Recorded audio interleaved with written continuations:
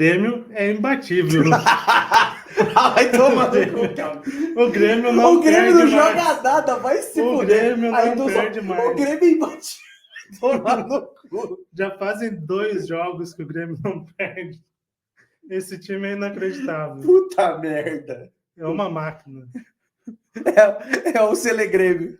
Agora eu entendo o senhor presidente do Real Madrid, até esqueci o nome dele. Florentino Pérez. Florentino Pérez, de não querer disputar o Mundial. Ele tá vendo ali um cheirinho de tetra da Libertadores pro Grêmio e já tá ficando com medo, porque esse time tá demais. Puta merda. O Super Grêmio tá demais, versão 2.0. Putz, você foi longe demais. Mas brincadeiras à parte, depois de um momento de descontração, de algumas risadas, o Grêmio venceu, mas uma nova atuação fraca. Jogou mal mais uma vez. Foi melhor que o Fluminense? Foi. O que não quer dizer muita coisa, né? Porque o Fluminense está num momento terrível, consegue ser pior do que o Grêmio.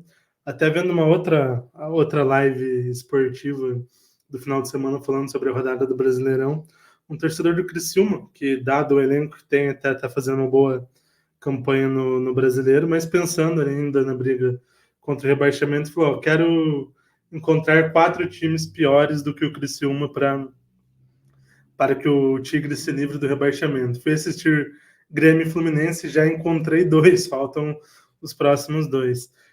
Mas é algo que diz muito sobre o momento do Grêmio, sobre o momento do Fluminense. Atuação ainda fraca do Grêmio, uma atuação pouco produtiva, ainda uma atuação aquém, mas já não tomou gol, já venceu. Esse era o primeiro passo para iniciar uma recuperação. Você precisa parar de perder, você precisa começar a pontuar. O Grêmio fez isso nos últimos 2 jogos, arrancou um empate fora de casa contra o Atlético Goianiense e venceu em casa o Fluminense. O problema é que agora encara o Palmeiras, né? Então provavelmente essa reação vai ser freada por pelo menos uma rodada. Alguns pontos positivos do jogo. Gustavo Nunes muito bem mais uma vez, fazendo gol, sendo ali a peça mais criativa do Grêmio na maior parte do jogo, assim como o Franco Cristaldo, como já é de costume também sendo essa peça mais criativa do Grêmio no setor ofensivo. O Renato, aleluia, resolveu tirar JP Galvão do time. Graças a Deus, aleluia. Aleluia, aleluia. Demorou, mas ele tirou o nosso querido JP Galvão do time. Foi para o banco.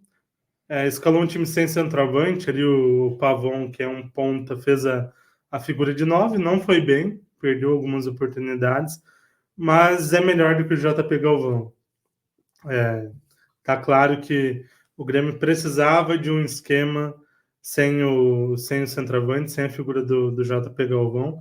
Eu até mudaria mais, colocaria um 4-4-2, talvez ali com os meninos flutuando um pouco mais, ali trocando de lado os dois, fazendo uma correria, uma fumaça ali na frente. Mas o Renato preferiu em manter o esquema, mas com uma improvisação na camisa 9, que foi o Pavon. Aí um detalhe que o Renato ele foi bem, mas ele não foi tão bem assim. Não dá para elogiar tanto o nosso querido Renato nessa temporada. Não tem uma semana que você elogia 100% o Renato, né, cara? Não tem como. Ele não está indo tão bem para receber 100% de elogio. Porque o que acontece? O jogo estava ali difícil para a gente assistir também. Difícil, sorte de quem não assistiu. Aquele 0-0 ali gostosinho, até que em determinado momento o Renato chama João Pedro Galvão para conversar. Ele iria colocar João Pedro Galvão no jogo, mas graças a Deus João Pedro, lateral direito, faz uma boa jogada na ponta direita, rola para a entrada da área e o Gustavo Nunes faz o gol do Grêmio, evitando com que o pior acontecesse. Que seria a entrada do João Pedro Galvão. Graças a Deus ele não entrou, o Grêmio segurou 1-0. Não precisamos dele, o contrato já foi encerrado. É possível que essa diretoria o contrate ainda, não dá para ter 100% de felicidade. Ainda pode acontecer de contratarem esta naba. Pode ter o retorno do JP Galvonismo. Exato. Mas o jogador que fez falta também na Euro para a Itália, né? Ele faltou um fazedor de gols, né? Camisa 10 ali. Nossa. Mas, É a mesma coisa do exemplo que eu ouvi hoje do o Bruno Fernandes na seleção portuguesa que nem o Marquinhos Gabriel. O seu exemplo de Itália precisava do centroavante. Trazer o JP Galvão é o mesmo exemplo. Éder dando sopa ali no Criciúma também. Faltou isso para a Itália, né? Uma dupla JP Galvão. Não, o Éder ainda joga, né? O Éder ainda marca gol. Seria legal. Mas assim, eu vou criticar mais uma vez o Renato, porque ele mais pérolas na entrevista coletiva. O que aconteceu na entrevista coletiva? Ele falou que tirou o JP Galvão porque estava sofrendo muita pressão, não estava correspondendo às expectativas. Demorou 6 meses, um ano para o Renato observar o que todos já haviam observado, que JP Galvão não estava atendendo às expectativas, longe disso, só estava causando raiva nos torcedores. Aí ele fala, mudei o esquema, coloquei o Pavon ali, não sei o quê, e não funcionou igual. Aí vocês querem falar que entendem de futebol. Ô meu filho, não funcionou, mas foi muito melhor do que o JP Galvão. Não adianta vir com desculpa, você tinha que ter tirado o JP Galvão do time há muito tempo, ele não deveria ser uma opção. No máximo ficar no banco em um outro jogo. Ser uma opção de bola alta em um outro momento. Mas ele não devia jogar. Isso já estava claro há muito tempo e o Renato seguiu insistindo nisso, né?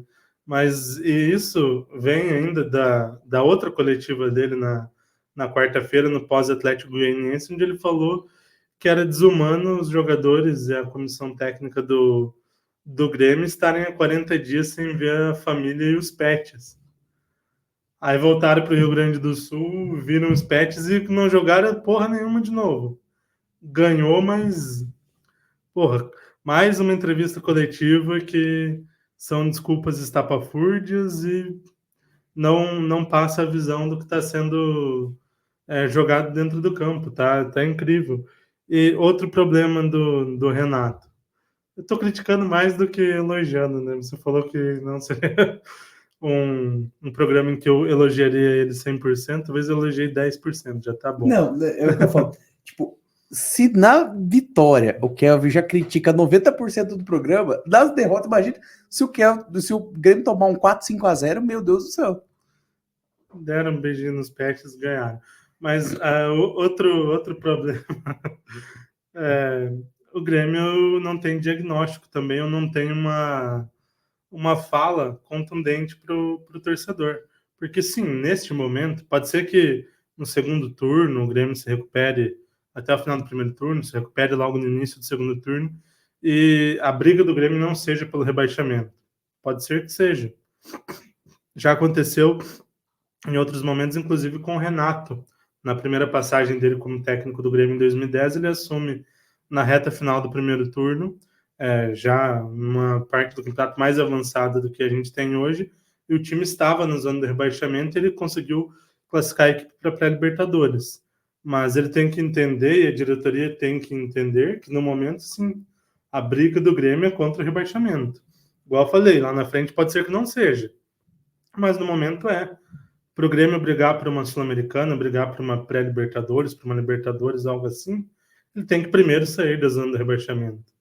Ele tem primeiro que se reestruturar enquanto time, enquanto equipe, começar a pontuar, até está começando, mas tem que se reestruturar novamente para daí pensar em outras brigas. No momento, sim, o Grêmio está brigando contra o rebaixamento. Até há alguns dias vi uma entrevista do Ranieri, jogador do Corinthians, em que ele foi muito mais claro quanto à briga do time, isso que no momento o Corinthians estava até à frente do Grêmio. Ele falou: a nossa intenção é de fazer como o Fortaleza fez em outro momento, de estar na lanterna e conseguir uma vaga numa pré-Libertadores. O nosso objetivo é esse. Mas nesse momento a nossa briga é contra o rebaixamento. Acho que falta isso para o Renato, falta isso para a diretoria do Grêmio, ter essa humildade de falar a realidade pro torcedor, de entender a situação.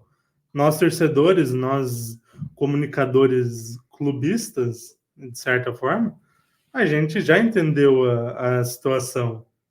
Agora, a diretoria e a comissão técnica parecem que estão vivendo num mundo que não existe.